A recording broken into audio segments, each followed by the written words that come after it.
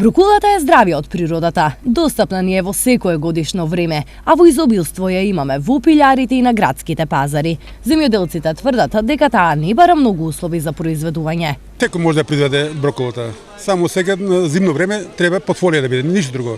Брокулата произведува се расати и саде се на одредено расстојание на 50 до 60 сантима од корен до корен или од ред до ред 70 сантима. Нема.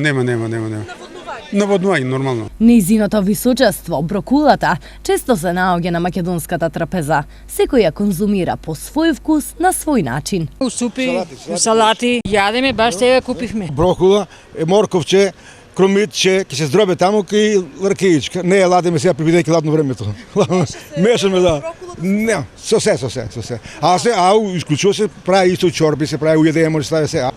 У јадење супи повише користим. Таа содржи големо количество на витамин А, С, Е, богати извори на витамините од групата Б како B1, B2, B3, B5, B6 и B9, минерали, калциум, магнезиум, железо, цинк и многу други корисни состојки. Брокулата е неверојатен зеленчук, го чува нашето здравје и се бори против многу болести. Брокулата е природен антиоксиданс, го детоксицира организмот.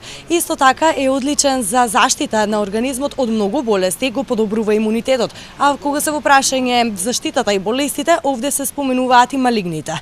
Се препорачува на трудниците, а го штити и кардиоваскуларниот систем. Во никој случај не го избегнувајте овој зеленчук. Конзумирајте го колку што е можно почесто.